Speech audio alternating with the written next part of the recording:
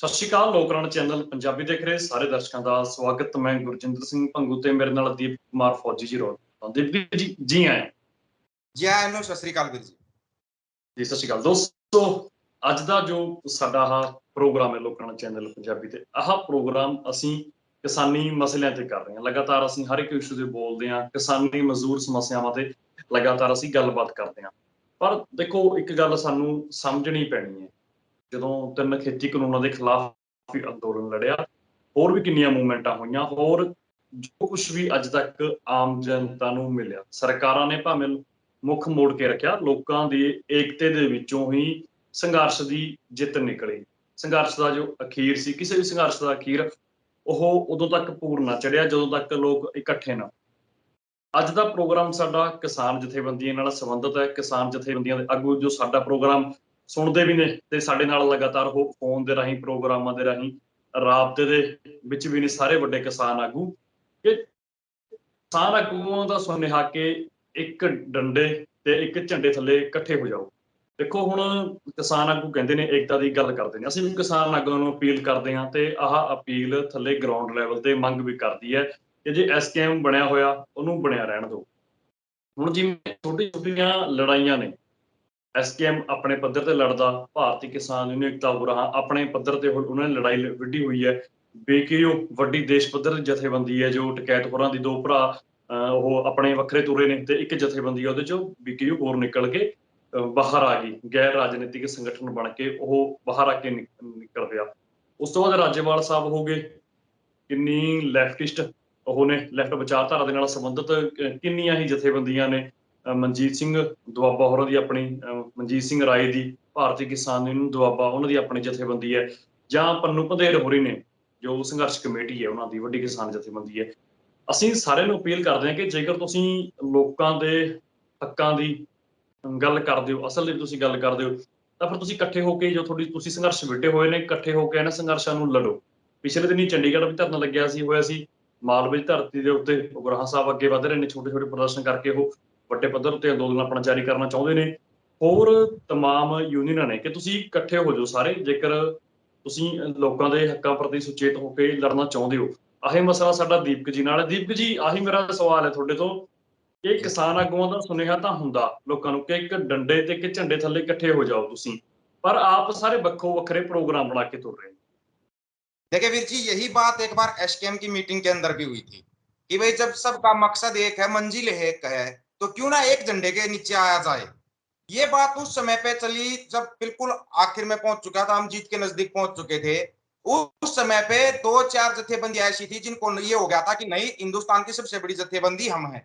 और वहीं पर हमने भी सोच लिया था कि मकाब इनमें और तो कुछ नहीं होगा, इनकी एकता टूट जाएगी और फूट पड़ेगी। उनमें से कोई चुनाव लड़ने भाग गया, कोई कहीं भाग गया। फिर यही बात दोबारा उठी कि भाई एक झंडे के नीचे आना पड़ेगा। जब सबका मकसद एक है, भाई किसान के नाम से यूनियन है तो मांगे तो किसान की रखी जाएंगी। तो इसका फिर दोबारा बताया गया, तो इधर से टिकैत साहब नहीं बोल रहा था, सभी ने बोला था ठीक है एक बार इनको चुनाव लड़ने दो, उसके बाद हम सब एक हो जाएंगे, एसकेएम जैसे था वैसे ही रहेगा। उसके बाद फिर सभी से बातचीत कर रहे हैं। अब अलग अलग मसले, हरियाणा की जथेबंदी अलग मसले लेके बैठी है, उत्तर प्रदेश की अलग लेके बैठी है, पंजाब की जथेबंदी अलग मसले लेके बैठी है, जबकि मकसद सबका एक है, भाई किसान का भला करना है। तो क्यों नहीं एक झंडे के नीचे आते? हम भी इनसे बार बार बात करते हैं। उगरा साहब ने बोला मेरे को कोई आपत्ति नहीं है, मैं सबके साथ मिलकर आने के लिए तैयार हूं। दूसरी बात, जब दूसरे से बात की जाती है, बात तो सभी ये कह देते कि हम आने के लिए तैयार हैं, लेकिन फिर आने की पहल क्यों नहीं करना चाहते? पहल का अब एक और नया मसला आ गया है, शायद पंजाब में भी खड़ा होने वाला है। अभी आज का ताजा मसला बताएंगे आपको। जो आंदोलन हुआ था हमारा, दिल्ली बॉर्डर पे बैठे थे 13 महीने, उस आंदोलन में जितने भी किसान शामिल थे, किसान जथेबंदियां शामिल थी, उनके नाम के वारंट और सम्मन जारी हो गए हैं, मोबाइलों पे और घर पे आने लग गए हैं। इनको एक होना पड़ेगा, आज नहीं अलग अलग पिट के एक होंगे, एक तो होना पड़ता। और हमारी खासियत भी है, पता नहीं इस नस्ल में ये कौन सी खासियत है, जब हम प्यार प्रेम की बात आती है ना तो हम अलग अलग हो जाते हैं, लेकिन जब लठ लगते हैं ना तब हम एक हो जाते हैं। पिटने के बाद एक होते हैं, मुझसे पहले एक नहीं होते। खासियत है ये इस नस्ल की, क्योंकि किसान नस्ल को आप कहीं भी देख लो, अलग अलग लठ लगे, पूरे देश के किसान एक साथ हो गए थे, एक साथ खड़े हो गए थे, सबको पता था अब पिटेंगे, नहीं तो ये कानून वापस नहीं होने थे। एक हुए, एकता की ताकत देखी आपने, सरकार झुक गई। वही हम चाह रहे कि दोबारा एक बनो, जब मंजिल एक है, सबको पता एमएसपी हमारी बाकी है, उधर से ये सम्मन जो आ रहे हैं, वारंट जो जारी किए गए किसानों के नाम पे, इनका भी है। तीसरा जो सबसे बड़ा है भूमिगत जल बचाव का, ये जल आपको पता पंजाब में बहुत सी जगह ऐसी है जहां पर 1 लेयर या 2 लेयर पानी की बची हुई है, भूमिगत जल बिल्कुल खत्म हो चुका है। ऊपर से जो दिल्ली है, दिल्ली के बिल्कुल सटी हुई नदियां हैं गंगा और जमुना, लेकिन दिल्ली को पानी चाहिए पंजाब की नदियों का, और पंजाब की नदियों पे जो अधिकार हरियाणा और पंजाब का है उसको हटा दिया गया है। उनके लिए तो कोई बोल नहीं रहा है। हमारे को मुद्दा दिया गया चंडीगढ़ और एसवाईएल, ये कौन से मुद्दे हैं? हमारा मुद्दा है पहले तो हमारा भूमिगत जल बचेगा तभी तो हमारी भूमि बचेगी, तभी तो हम खेती कर पाएंगे। जब जल ही नहीं होगा भूमि में तो हम खेती कहां से करेंगे? इसके बारे में सोचना चाहिए लोगों को। फिर ऊपर से जब मांग सबकी एक है, मंजिल सबकी एक है, तो ये क्यों नहीं कुछ एक जत्थेबंदियों के जो बड़े ओहदेदार हैं उनके मन में ये है कि तुम तो शायद मुख्यमंत्री या प्रधानमंत्री बन सकते हो। हमें नहीं पता इनका ये कीड़ा कब खत्म होगा। 3-3 बार चुनाव लड़के देख लिया, जमानत जब्त हो चुकी है, फिर भी अगर इनके मन में ये है कि ये चुनाव लड़के कुछ बदल सकते हैं। एक बात है वीर जी, किसान जत्थेबंदियों को, जो भी किसान नेता है ना, उनको एक बात समझनी पड़ेगी, वो राजनीति में सक्सेसफुल नहीं है। ये बात इनको पल्ले बांध लेनी चाहिए। किसान तब तक उनके साथ हैं जब तक वो किसानों के लिए मांगे मनवाने के लिए रोड के ऊपर आएंगे। अगर वो घर में बैठकर चुनाव लड़ने की सोचेंगे, किसान कभी भी उनके साथ नहीं होगा। ये बात समझनी पड़ेगी इनको। और एक तो इनको होना पड़ेगा, आज नहीं 4 महीने बाद होंगे, क्यों ना उससे पहले पहल की जाए। पहले पहल जो करेगा ना उसका सबसे बड़ा ओहदा रहेगा, ये क्लियर है। और एक इनको होना पड़ेगा, मुद्दे अभी और बड़े होते जा रहे हैं। अभी तक तो सोच रहे थे एमएसपी का मुद्दा है, अब ये जो सम्मन जारी हुए हैं इनको कौन संभालेगा? क्योंकि उस समय तो सभी ने कॉल दी थी, सभी जत्थेबंदियां शामिल थी उसमें, इतना बड़ा आंदोलन था, सभी ने जिम्मेवारी भी ली थी। अब जिम्मेवारी कौन लेगा, ये सोचने वाली बात है। और ये इनको एक तो होना पड़ेगा, आज नहीं कल हो जाओ, अगले साल हो जाओ, जितना लेट होंगे उतना ही नुकसान हमारे को होगा। देखो एक गल ਤਾਂ ਬੜੀ ਸਮਝਣਯੋਗ ਹੈ। ਜਿਵੇਂ ਨਰੇਸ਼ ਟਿਕੈਤ, ਰਕੇਸ਼ ਟਿਕੈਤ, ਉਹਨਾਂ ਦੀ ਜਥੇਬੰਦੀ ਦੇ ਵਿੱਚੋਂ ਇੱਕ ਜਥੇਬੰਦੀ ਹੋਰ ਨਿਕਲੀ। ਉਹ ਕਹਿੰਦੇ ਕਿ ਅਸੀਂ ਉਹ ਚੋਣਾਂ ਦੇ ਵਿੱਚ ਅਸੀਂ ਭਾਗ ਨਹੀਂ ਲਵਾਂਗੇ, ਸਾਡਾ ਆਹ ਸੰਵਿਧਾਨ ਹੈ, ਸਾਰੀ ਜਥੇਬੰਦੀਆਂ ਦਾ ਸੰਵਿਧਾਨ ਹੈ ਕਿ ਅਸੀਂ ਇਲੈਕਸ਼ਨ ਤੋਂ ਦੂਰ ਰਵਾਂਗੇ। ਮੈਂਬਰ ਪਾਰਲੀਮੈਂਟ, ਲੋਕ ਸਭਾ, ਵਿਧਾਨ ਸਭਾ ਦੇ ਵਿੱਚ ਅਸੀਂ ਹਿੱਸਾ ਨਹੀਂ ਲਵਾਂਗੇ। ਅੰਦੋਲਨ ਦੇ ਦੌਰਾਨ ਤੇ ਅੰਦੋਲਨ ਤੋਂ ਬਾਅਦ ਹਰਿਆਣਾ ਦੇ ਵਿੱਚ ਕਿੰਨੇ ਛੋਟੇ ਛੋਟੇ ਸਮੂਹ ਜਥੇਬੰਦੀਆਂ ਦੇ ਖੜੇ ਹੋ ਗਏ, ਅਲੱਗ ਹੋ ਗਏ ਗੁਰਨਾਮ ਸਿੰਘ ਝਰੂਨੀ ਹੋਰਾਂ ਤੋਂ। ਆਹੀ ਕੁਝ ਪੰਜਾਬ ਦੇ ਵਿੱਚ ਹੈ। ਪਿਛਲੇ ਸਮੇਂ ਦੀ ਜੇਕਰ ਆਪਾਂ ਗੱਲ ਕਰੀਏ, ਪਹਿਲਾਂ ਸਰਦਾਰ ਅਜਮੇਰ ਸਿੰਘ ਲੱਖੋਵਾਲ, ਸਰਦਾਰ ਬਲਵੀਰ ਸਿੰਘ ਰਾਜੇਵਾਲ, ਸਰਦਾਰ ਜੋਗਿੰਦਰ ਸਿੰਘ ਉਗਰਾਹਾਂ, ਤਮਾਮ ਕਿਸਾਨ, ਵੱਡੇ ਕਿਸਾਨ ਆਗੂ ਸੀ, ਮਿਲ ਕੇ ਚੱਲਦੇ ਸੀ। ਫਿਰ ਉਗਰਾਹਾਂ ਸਾਹਿਬ ਨੇ 2002 ਦੇ ਵਿੱਚ ਆਪਣੀ ਉਗਰਾਹਾਂ ਯੂਨੀਅਨ ਬਣਾ ਲਈ ਤੇ ਪਿਸ਼ੌਰਾ ਸਿੰਘ ਸਿੱਧੂ ਉਹਨਾਂ ਨੇ ਆਪਣੀ ਭਾਰਤੀ ਕਿਸਾਨ ਯੂਨੀਅਨ ਏਕਤਾ ਸਿੱਧੂਪੁਰ ਖੜੀ ਕਰ ਲਈ। ਲੱਖੋਵਾਲ ਯੂਨੀਅਨ ਹੋ ਗਈ ਤੇ ਬਲਵੀਰ ਸਿੰਘ ਰਾਜੇਵਾਲ ਉਹਨਾਂ ਦੀ ਰਾਜੇਵਾਲ ਯੂਨੀਅਨ ਹੋ ਗਈ। ਕਿ ਜਦੋਂ ਸਾਰੇ ਆਹ ਕਿਸਾਨ ਆਗੂ ਤੁਰੇ ਸੀ ਉਦੋਂ ਸਾਰਿਆਂ ਦੀ ਵਿਚਾਰਧਾਰਾ ਇੱਕ ਸੀ। ਵਿਚਾਰਧਾਰਾ ਅੱਜ ਵੀ ਇੱਕ ਹੈ। ਪਤਾ ਨਹੀਂ ਕਿਉਂ, ਪਰ ਜਾਂ ਤਾਂ ਕਹਿ ਲਓ ਕਿ ਈਗੋ ਪ੍ਰੋਬਲਮ ਹੈ ਕੋਈ, ਜਾਂ ਵਿਚਾਰਧਾਰਕ ਵਖਰੇਵੇਂ ਹੈਗੇ ਨੇ। ਵੱਡੇ ਕਿਸਾਨ ਆਗੂ ਮੰਨਦੇ ਵੀ ਨਹੀਂ ਇਸ ਗੱਲ ਨੂੰ ਕਿ ਸਾਡੇ ਵੱਡੇ ਵਿਚਾਰਧਾਰਕ ਵਖਰੇਵੇਂ ਹੈਗੇ ਨੇ ਜੋ ਹੁਣ ਤੱਕ ਮਿਟੇ ਨਹੀਂ। ਮਿਨੀਮਮ ਏਜੰਡੇ ਦੇ ਉੱਤੇ ਅਸੀਂ ਇਕੱਠੇ ਹੁੰਦੇ ਹਾਂ। ਜਦੋਂ ਫਿਰ ਆਪਾਂ ਨੂੰ ਇਸ ਗੱਲ ਦੀ ਸਮਝ ਹੈਗੀ ਹੈ ਕਿ ਪੰਜਾਬ ਦਾ ਭਲਾ ਉਦੋਂ ਹੀ ਹੋਊਗਾ, ਭਾਵੇਂ ਦੇਸ਼ ਦਾ ਭਲਾ, ਕਿਸਾਨੀ ਦਾ ਭਲਾ ਉਦੋਂ ਹੀ ਹੋਊਗਾ ਜਦੋਂ ਅਸੀਂ ਸਾਰੇ ਇਕੱਠੇ ਹੋ ਜਾਵਾਂਗੇ, ਇੱਕ ਰੂਪ ਦੇ ਵਿੱਚ ਆ ਜਾਵਾਂਗੇ। ਇੰਨਾ ਕੁਝ ਹੋਣ ਤੋਂ ਬਾਅਦ ਵੀ ਜੇਕਰ ਆਪਾਂ ਇੰਨਾ ਕੁਝ ਸਮਝਣ ਤੋਂ ਬਾਅਦ ਵੀ ਜੇਕਰ ਆਪਾਂ ਆਪਣੀ ਗੱਲ ਤੇ ਅੜੇ ਰਹਿੰਦੇ ਹਾਂ ਤਾਂ ਫਿਰ ਅਸੀਂ ਆਪਣੇ ਲੋਕਾਂ ਦਾ ਨੁਕਸਾਨ ਕਰ ਰਹੇ ਹਾਂ ਨਾ ਦੀਪਕ ਜੀ। ਉਹ ਨੁਕਸਾਨ ਜੋ ਮੈਨੂੰ ਲੱਗਦਾ ਨਹੀਂ ਕਿ ਰਹਿੰਦੇ ਸਮੇਂ तक ਉਹ घाटा पूरा हो जाऊगा। देखिए वीर जी, जितनी भी किसान जथेबंदियां हैं सभी अपने आप को गैर राजनीतिक बोलती है और सभी ने चुनाव में भाग लेना है। एक जोगिंदर सिंह उगरा जथेबंदी सबसे बड़ी जथेबंदी, एक अपवाद है, वो कभी इलेक्शन में भाग नहीं लेते और ना ही वो लेंगे, ये क्लियर है। लेकिन जितनी भी जथेबंदियां हैं अपने भारत के अंदर, सभी ने कहीं ना कहीं इलेक्शन में हिस्सा लिया हुआ है और अपने आप को गैर राजनीतिक बोलते हैं। ये चीजें आजकल लोग समझने लगे, पहले लोग नहीं समझ पाते थे इन बातों को। उनको यही था कि ये किसान यूनियन है, चलो ऐसे चले गए होंगे। लेकिन इन लोगों को ये समझना पड़ेगा, आजकल के युवा पढ़े लिखे हैं, आपकी हर चीज को समझते। अभी जो टिकैत यूनियन से अलग होकर जत्थेबंदी बनी है, अपने आप को गैर राजनीतिक बोल रही है, वो जत्थेबंदी को जो मालिक बनाए हुए हैं वो गए हुए थे अखिलेश यादव के पास, टिकट लेने गए थे, टिकट मिली नहीं तो अलग से जत्थेबंदी बना ली। अब जत्थेबंदी के मालिक बनेंगे, एक आंदोलन करेंगे और फिर टिकट के दावेदार हो जाएंगे। ये बिल्कुल ये समझ रहे कि लोग तो कुछ समझेंगे नहीं। हर सभी को पता है, हाँ मैं ये भी पता है कि और जितनी जत्थेबंदियां ये भी इलेक्शन लड़ेंगी, आज नहीं 2024 में लड़ेंगी या 2023 में लड़ेंगी। इलेक्शन लड़ना सभी का मकसद है। ये झूठ बोलता जो भी ये कहता ना गैर राजनीतिक है, झूठ बोलता। आज के समय पे अगर एक छोटा बच्चा स्कूल जाता है ना, वो भी राजनीति से संबंधित है, उसके लिए भी राजनीति अहम हो जाती है। ये झूठ है। एक दो अपवाद छोड़ के पंजाब की एक दो जत्थेबंदी है जो चुनाव नहीं लड़ती, ना ही चुनाव में हिस्सा लेती, लेकिन बाकी आप अगर पूरे भारत में देखोगे, ऐसी कोई जत्थेबंदी नहीं है जिसने चुनाव में हिस्सा ना लिया हो। ये तो झूठ है कि हम गैर राजनीतिक हैं। दूसरी बात, जो ये बात एक बार बब्बू मान साहब ने बोली थी, स्टेज के ऊपर से बोली थी कि जब तक हिंदुस्तान की सभी जत्थेबंदियां एक झंडे के नीचे नहीं आएंगी, तब तक हम किसान का भला नहीं कर पाएंगे। उस समय पे सबने विचार भी किया था कि हाँ सही बोला गया है, हमें एक झंडे के नीचे आना चाहिए, लेकिन फिर गायब हो जाता ये मुद्दा।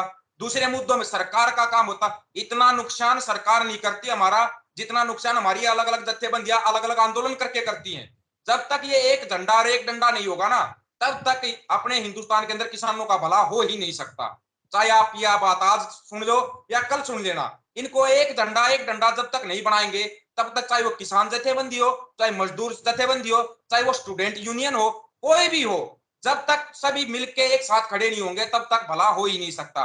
राजनीति करने वाले लोगों को ये फायदा देते हैं, अलग अलग जितने आंदोलन करेंगे राजनीति करने वालों को फायदा होता है, और उसका फायदा आपने देखा, इतना बड़ा आंदोलन हुआ, उसमें से भी बीजेपी और आम आदमी पार्टी फायदा उठा लेगी।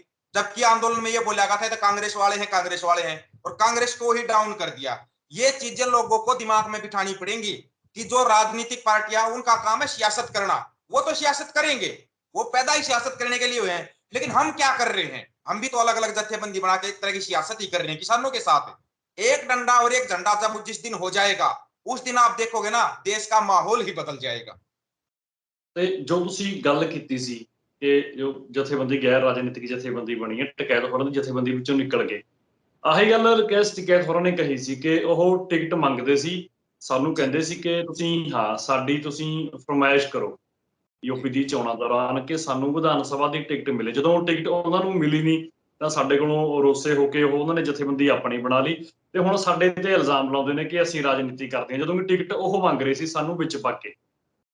बिल्कुल, वो जो मलिक है वो राकेश टिकैत साहब के साथ पिछले 20-25 साल से रहते थे, और जब 2019 का जो पीछे चुनाव गया, जब चुनाव हुआ था उत्तर प्रदेश के अंदर, उस चुनाव के दौरान उन्होंने राकेश टिकैत को बोला था कि मेरे को टिकट चाहिए, राकेश टिकैत ने मना कर दिया। फिर वो मुंह छुपा के अखिलेश यादव से मिलने गए, और जब मिलने गए तो उनका वीडियो वायरल हो गया कि ये मुंह छुपा के टिकट मांगने आए थे अखिलेश यादव के पास। वो जब वीडियो वायरल हुआ तो राकेश टिकैत और नरेश टिकैत ने बुला के उसके ऊपर डांट मारी।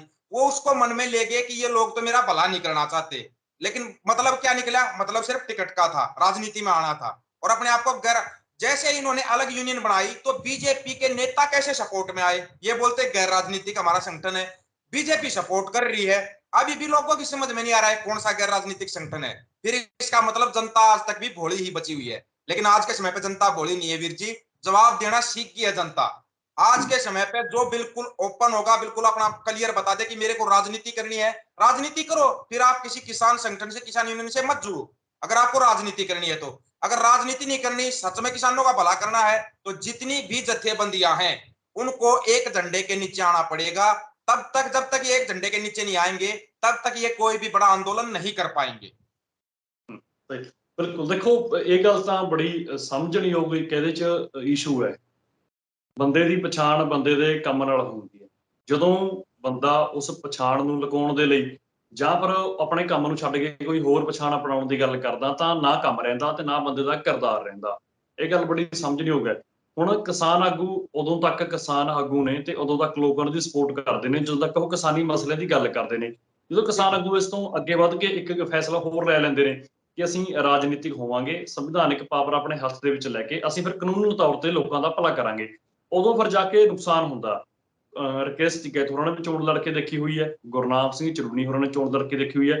ਖੱਬੇ ਪੱਖੀ ਵਿਚਾਰਧਾਰਾ ਦੇ ਨਾਲ ਦੇਸ਼ ਦੇ ਵਿੱਚ ਕਿੰਨੀ ਹੀ ਜਥੇਬੰਦੀਆਂ ਨੇ, ਪੰਜਾਬ ਦੇ ਵਿੱਚ ਕਿੰਨੀ ਹੀ ਜਥੇਬੰਦੀਆਂ ਨੇ, ਹਰਿਆਣਾ ਦੇ ਵਿੱਚ ਕਿੰਨੀ ਹੀ ਜਥੇਬੰਦੀਆਂ ਨੇ, ਸਾਰਿਆਂ ਨੇ ਚੋਣ ਲੜ ਕੇ ਦੇਖੀ ਹੋਈ ਹੈ। ਜਿੱਤ ਕਿਸੇ ਨੂੰ ਪ੍ਰਾਪਤ ਨਹੀਂ ਹੋਈ। ਹੋ ਸਕਦਾ ਕਿ ਇੱਕ ਅੱਧਾ ਬੰਦਾ ਜੇਕਰ ਰਾਜ ਸਭਾ ਦੇ ਵਿੱਚ ਭੇਜਦਾ ਹੋਵੇ ਜਾਂ ਮੈਂਬਰ ਪਾਰਲੀਮੈਂਟ ਚੁਣਿਆ ਗਿਆ ਹੋਵੇ, ਉਹ ਗੱਲ ਅਲੱਗ ਹੈ। ਸਰ ਛੋਟੂ ਰਾਮ ਤੋਂ ਲੈ ਕੇ ਅੱਜ ਤੱਕ ਇਸ ਅੰਦੋਲਨ ਤੱਕ ਜਦੋਂ ਅਸੀਂ ਗੱਲ ਕਰਦੇ ਹਾਂ, ਕਿਸਾਨ ਆਗੂਆਂ ਦੇ ਕਿਰਦਾਰ ਤੇ ਕਿਸਾਨ ਆਗੂਆਂ ਦੀ ਉਹ ਸਟ੍ਰੈਟਜੀ ਉਦੋਂ ਤੱਕ ਕੰਮ ਆਉਂਦੇ ਨੇ ਜਦੋਂ ਤੱਕ ਕਿਸਾਨੀ ਮਸਲੇ ਦੀ ਗੱਲਬਾਤ ਕਰਦੇ ਨੇ। ਇਹ ਦੀਪਕ ਜੀ ਉਹ ਗੱਲ ਹੈ ਤੇ ਕਿਸਾਨ ਆਗੂਆਂ ਨੂੰ ਬੜੇ ਭਾਵੇਂ ਸਮਝਦੇ ਹੋਣ ਪਰ ਜੋ ਅੰਦਰ ਲਾਲਚ ਬੈਠੇ ਹੋਏ ਨੇ ਐਮਐਲਏ ਐਮਪੀ ਬਣਦੇ, ਉਹ ਲਾਲਚ ਕਿਤੇ ਨਾ ਕਿਤੇ ਕਿरदार कुशी कर देंगे। देखिए वीर जी, जो चौधरी छोटू राम जी थे या चौधरी चरण सिंह थे या देवीलाल थे, वो एक समय दूसरा था, उस समय की मांग अलग थी। आज के समय समय बदल चुका है। आज तो 1 मिनट में पता लगा, उस समय तो लोगों को पता नहीं लगता था। उन्होंने जो मेहनत की थी वो मेहनत आज के समय पे लोग नहीं कर सकते और ना ही कर पाएंगे। अगर कोई अपनी बराबरी करना चाहे कि मैं चौधरी छोटू राम बन सकता हूं या चौधरी चरण सिंह बन सकता हूं या मैं और कोई बन सकता हूं, नहीं बन सकते। वो समय दूसरा था, हालात दूसरे थे। अब समय और हालात की मांग है। अगर आप किसान आगू हो तो सिर्फ आप किसानों का भला करिए। आज तक किसानों का भला नहीं हो पाया। क्या किसानों की आत्महत्याएं रुक गई हैं? नहीं रुक पाई। जबकि हजारों हजार जत्थेबंदी हैं अपने देश के अंदर, वो आज तक किसानों की आत्महत्याएं नहीं रोक पाए हैं। मजदूरों के उपनाम से पता नहीं कितनी जत्थेबंदियां होंगी, क्या मजदूरों का आज तक भला हो पाया है? नहीं हो पाया। कितनी स्टूडेंट यूनियनें हैं, क्या आज तक पढ़ने वाले विद्यार्थियों का भला हो पाया? नहीं हो पाया। सबसे पहले हमें अपनी खुद की कमजोरी को पहचानना होगा। उस समय पे कोई कोई जत्थेबंदी होती थी, या चौधरी छोटूराम ने बनाई तो सिर्फ चौधरी छोटूराम के साथ हिंदू, मुस्लिम, सिख, ईसाई सभी जुड़े हुए थे। आपको जानकर आश्चर्य होगा, आज के समय में भी हिंदुओं से ज्यादा मुसलमानों के घर में चौधरी छोटूराम के फोटो लगे हुए हैं। क्यों लगे हुए हैं? उसका कारण इन लोगों को पहचानना पड़ेगा। चौधरी छोटूराम सबके भले की सोचते थे। आज अगर कोई यूनियन बना रहा है, या तो वो एक जाति के ऊपर आधारित यूनियन बना रहा है। बहुत सी यूनियन ऐसी हैं जो सिर्फ एक जाति आधारित यूनियन बनकर रह गई है, या एक नस्ल आधारित यूनियन बन के रह गई है। सबसे पहले इनको इस भीड़ से बाहर निकलना होगा और सबको मिलके एक बार बैठ के बात करनी पड़ेगी। जब तक एक डंडा और एक झंडा नहीं बनेगा किसी भी जत्थेबंदी का, चाहे किसान जत्थेबंदी है, चाहे मजदूर जत्थेबंदी है या स्टूडेंट जत्थेबंदियां हैं, जब तक उनका एक डंडा और एक झंडा नहीं बनेगा, तब तक देश का भला ना तो हो सकता और ना ही ये कर सकते। अलग अलग हम अपनी ताकत को खराब कर रहे हैं। एक बार एक साथ खड़े होंगे, हो सकता है 1000 आदमी टिकैत के साथ हो, 500 आदमी गुरनाम चंदूनी के साथ हो, भाई 2000 आदमी जोगिंदर सिंह उराव के साथ हैं, 1000 आदमी राज्यवाड़ के साथ हैं। जब उनको साथ लेके आएंगे, एक साथ लेके आएंगे और एक मांग के ऊपर चलेंगे, जैसे ये 3 कानून रद्द हुए थे ना, ऐसे ही एमएसपी गारंटी कानून भी मिल सकता है। लेकिन सबसे पहले इन जत्थेबंदियों को समझना पड़ेगा कि हमें एक झंडे के नीचे आना पड़ेगा। एसकेएम आज भी वहीं पर है। एसकेएम में आइए और एसकेएम का एक झंडा जारी कीजिए कि ये झंडा रहेगा, ना कि अलग अलग झंडे रहेंगे। अलग अलग झंडे जब तक रहेंगे तब तक किसान भी बटे रहेंगे, किसान जत्थेबंदियां भी बटी रहेंगी। ना तो वो भला कर पाएंगे और ना ही भला हो पाएगा। हाँ, उसका फायदा सियासत करने वाले जरूर उठा सकते हैं। ਤੇ ਉਹ ਜੋ ਤੁਸੀਂ ਗੱਲ ਕਹੀ ਸੀ ਕਿ ਜਦੋਂ ਸਰਕਾਰ ਕੁੱਟਦੀ ਹੈ ਉਦੋਂ ਤੋਂ ਇਕੱਠੇ ਹੋ ਜਾਂਦੇ ਨੇ, ਚਲੋ ਭਲੇ ਦੀ ਗੱਲ ਕਰਦੇ ਨੇ, ਪਰ ਭਲੇ ਦੇ ਉੱਤੇ ਸਭ ਤੋਂ ਪਹਿਲਾਂ ਇਕੱਠੇ ਨਹੀਂ ਹੋਣਾ। ਜਦੋਂ ਸਰਕਾਰ ਤਸ਼ੱਦਦ ਕਰੂਗੀ ਜਾਂ ਫਿਰ 3 ਖੇਤੀ ਕਾਨੂੰਨਾਂ ਵਰਗੇ ਕੋਈ ਵੱਡੇ ਮਾਰੂ ਕਾਨੂੰਨ ਲੈ ਕੇ ਆਊਗੀ, ਉਦੋਂ ਇਕੱਠੇ ਹੋ ਜਾਣਗੇ। ਇਹ ਗੱਲ ਤੁਸੀਂ ਮੰਨਦੇ ਹੋ? जी बिल्कुल मानते हैं। हमारे खासियत है हमारी नस्ल की वीर जी, ये तो आप कभी भी आजमा लेना। अब ये आपको पता है पंजाब में कोई एक दो नहीं, छोटे छोटे पता नहीं कितने उपद्रव हो रहे हैं कि आपको हर जिले में अलग से उपद्रव मिलेगा। किसी जिले में कुछ हो रहा है, किसी जिले में कुछ हो रहा है। लेकिन जिस दिन कोई ऐसा उपद्रव हो गया, और वो हो चुका है, वैसे ही हम बैठे हैं, हम सोच रहे हैं कि चलो कोई नहीं, बात दब जाएगी दब जाएगी। लेकिन अब ये जब एकदम से ये ज्वालामुखी उठ के बाहर आएगा ना, तब लोगों को समझ में आएगी कि हमारी जमीन तो हमारी है ही नहीं। ये लोगों को समझना पड़ेगा। भूमिगत जल ऐसे ही खत्म नहीं होता, इसके लिए सरकारें जिम्मेवार होती हैं। सरकारों ने क्या प्रबंध किया आज तक? पंजाब में जितनी भी सरकारें आई हैं, क्या उन्होंने कोई प्रबंध किया भूमिगत जल के लिए? सबसे पहले भूमिगत जल समाप्त करने के लिए पहले की सरकारें जो थी, जो इन्होंने पेड़ थे, सफेदे के पेड़ लगवाए, दूसरे पेड़ लगवाए जिससे पानी खत्म हो। पहले होता था जामुन होती थी, आम के पेड़ होते थे, नीम के पेड़ होते थे, ये पेड़ होते थे। वो पेड़ पहले खत्म किए गए, बड़े ही दिमाग से चला गया है ताकि भूमि बंजर हो जाए और किसान बेचने पे मजबूर हो जाए। ये कोई 1-2 दिन के लिए नहीं होता, 100 साल 200 साल आगे तक का सोच के किया जाता है। अभी हद ज्यादा से ज्यादा 15 साल का पानी बचा हुआ है पंजाब की भूमि के अंदर। उसके बाद क्या होगा, कभी किसी ने सोचा है? अगर हम ये सोचे चलो हमारा तो हमारी जिंदगी कट गई, हमारी उम्र निकल गई, अरे आने वाली पीढ़ियां क्या करेंगी? आने वाली पीढ़ियां क्या कमाएंगी, क्या खाएंगी? वो हमारे को रोएंगी। ये चीज सोचते हुए, चाहे वो पंजाब है, हरियाणा है, उत्तर प्रदेश है, भूमिगत जल सभी का खत्म हो चुका है। आप अपने पानी बचाओ जो आंदोलन, सरकारें भी ये नारा देती हैं पानी बचाओ, लेकिन सरकारें कर क्या रही हैं? अगर सरकारें अच्छा काम कर दें तो क्यों किसान को रोड के ऊपर आना पड़े? किसान अपनी खेती को संभालेगा या रोड पे आके इन सरकारों को संभाले? सरकार बनाए भी किसान, सरकार का विरोध भी किसान करे, सरकार गिराए भी किसान, तो फिर किसानों के हाथ में सत्ता दे दो। इसलिए ये नेता आंदोलन करते हैं। क्यों? लेकिन जो भी हम किसी एक को नेता बनाते हैं उसके मन में ये आती है, हाँ अब हो सकता है तेरा पॉलिटिकल करियर चमक जाएगा। सबसे पहले ये सोच दिमाग से खत्म करनी पड़ेगी। चाहे कोई भी जत्थेबंदी का कोई भी जत्थेदार है, उसके दिमाग से ये चीज निकल जानी चाहिए कि आप राजनीति में नहीं आ सकते। हाँ, आप किसी एक आम किसान को राजनीति में लेके आ सकते हो, ये इनको समझना पड़ेगा। जब तक नहीं समझेंगे ये खुद या अपने परिवार से किसी को लेके आएंगे, तब तक ये कभी कामयाब नहीं हो पाएंगे। और ये इनको आज नहीं तो कल समझ में आ जाएगी। जी दीपक जी, बहुत बहुत शुक्रिया ਤੁਹਾਡਾ ਜੁੜਨ ਦੇ ਲਈ। धन्यवाद वीर जी। ਜੀ ਦੋਸਤੋ, ਸਾਡੇ ਨਾਲ ਜੁੜੇ ਹੋਏ ਸੀ ਰੋਹਤਕ ਤੋਂ ਦੀਪਕ ਕੁਮਾਰ ਫੌਜੀ। ਤੁਸੀਂ ਬਣੇ ਰਹੋ ਤੁਹਾਡੇ ਆਪਣੇ ਚੈਨਲ ਲੋਕ ਰਾਣਾ ਚੈਨਲ ਪੰਜਾਬੀ ਤੇ। ਧੰਨਵਾਦ।